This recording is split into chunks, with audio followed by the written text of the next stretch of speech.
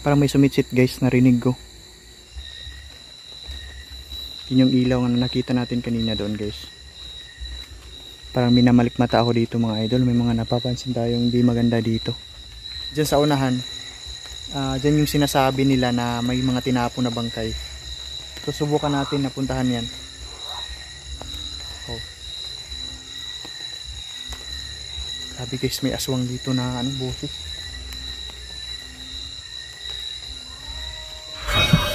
Ayan, magandang gabi sa inyong lahat mga ka-survival. So ito na naman si Ben Survival para sa taong 2024 guys. Ito yung kauna-unahang vlog ko dito guys.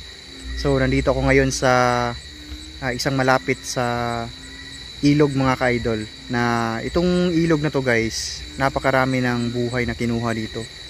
Dito banda guys, may tinapon ditong mga bangkay dati. Ayan, so ito yung tutuklasin natin ngayon. Pupunta tayo doon guys at magkikiramdam tayo sa tabing ilog mga lodi. Kaya ayan, shoutout nga pala sa lahat ng patuloy na sumusuporta guys. Hindi ko maisa-isa, pero kayong lahat guys na sumusuporta sa channel natin, samahan niyo ako guys na tuklasin ang mga kababalaghan doon sa tabing ilog.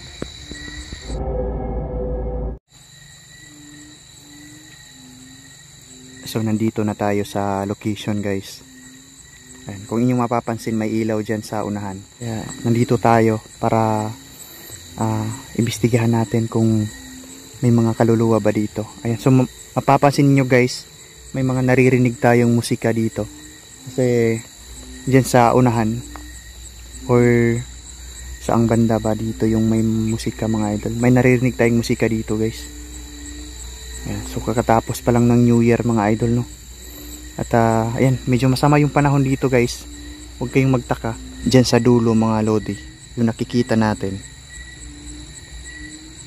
Diyan, may nakitang dalawang tao dyan guys dati, pero bangkay na. Diyan banda talaga. Diyan tinatapon yung mga bangkay mga idol na di matrace kung saan galing, no? Kaya nakakatakot pa rin sa ganitong oras guys na mag-alas 11 na ng gabi. Nakakatakot pa rin na pumunta dito kahit ganito ka guys. Hindi naman masyadong masukal yung gubat, pero may siya, may ilog siya mga idol na talagang mapapansin mo na nakakatakot din yung area. So susubukan nating puntahan dito na side mga idol.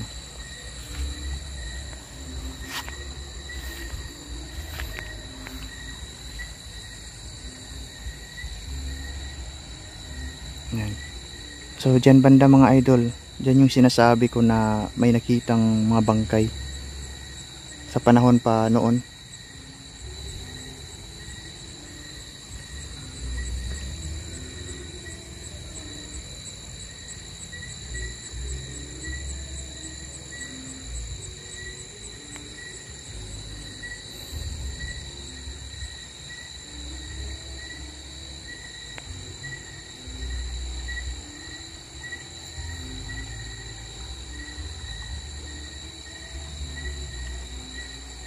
Medyo nakakatakot talaga yung place mga idol. Kung mapapansin nyo sa camera guys, nakakatakot talaga siya.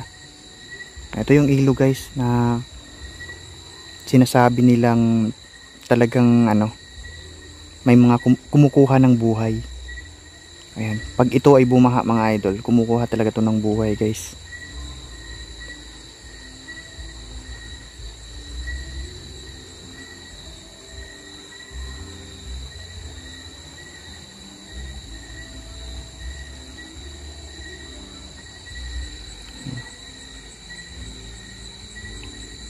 Gusto ko sanang pumunta dyan mga idol sa unahan, kaso wala akong madaanan guys, kasi tingnan nyo naman yung lugar.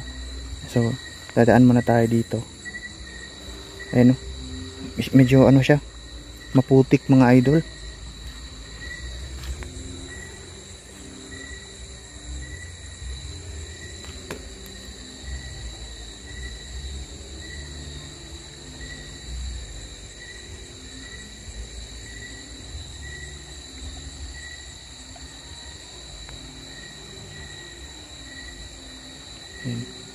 Medyo nagbablurred yung camera natin.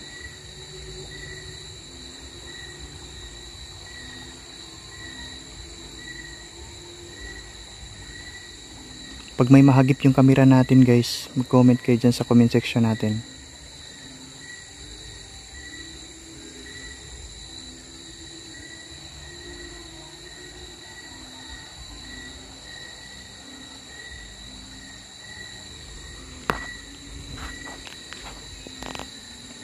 Ayan, so maya maya ng konti guys, pupunta ako dyan mga idol sa lugar na yan.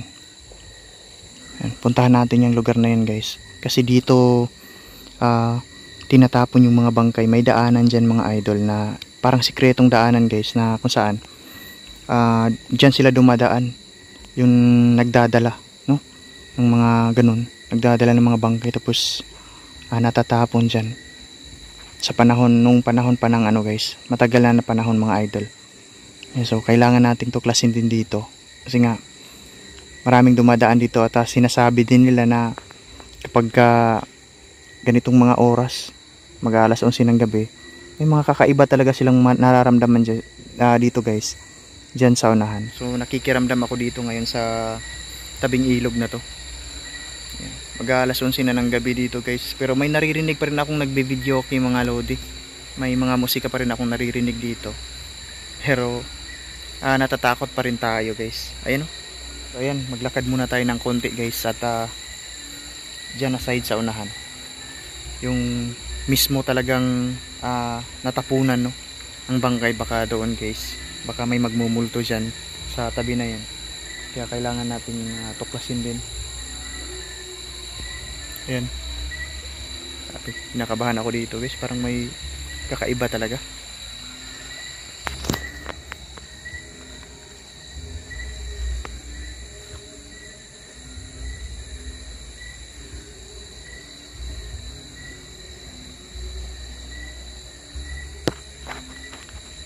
Ayan, yan yung palatandaan ko guys oh. Yung punong kahoy na yan mga idol, parang bumabaha yata dito guys. Palakas ng palakas yung alon ng tubig. Malakas kasi yung ano doon sa itaas no, sa bundok.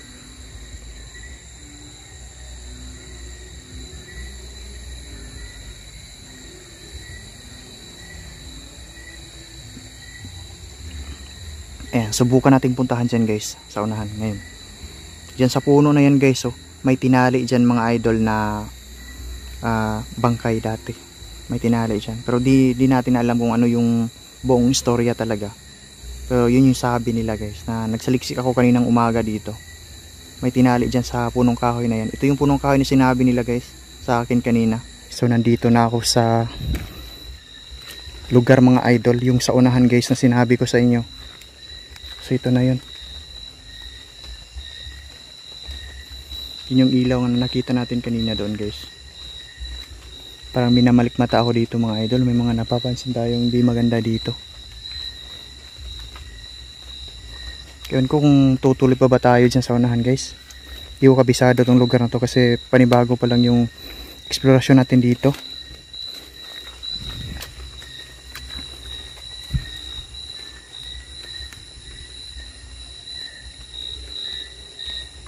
Ayan.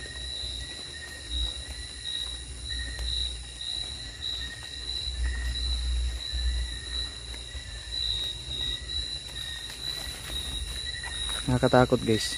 So ito yung trabaho natin na kailangan nating puntahan, kasi tutuklas tayo sa mga kababalaghan dito. So yan, napapansin nyo guys, ang daming punong kahoy. Wala akong guide dito guys, kaya baka maligaw ako dito.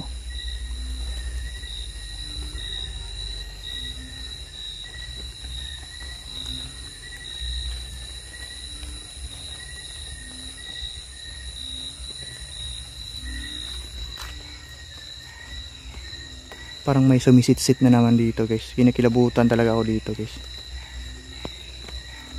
Ayan.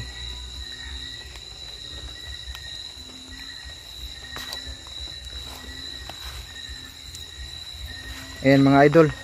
So hanggang dito na lang muna yung video natin. Diyan sa unahan. Diyan yung sinasabi nila na may mga tinapon na bangkay. So subukan natin na puntahan yan. Oh. Grabe guys, may aswang dito na ano, boses.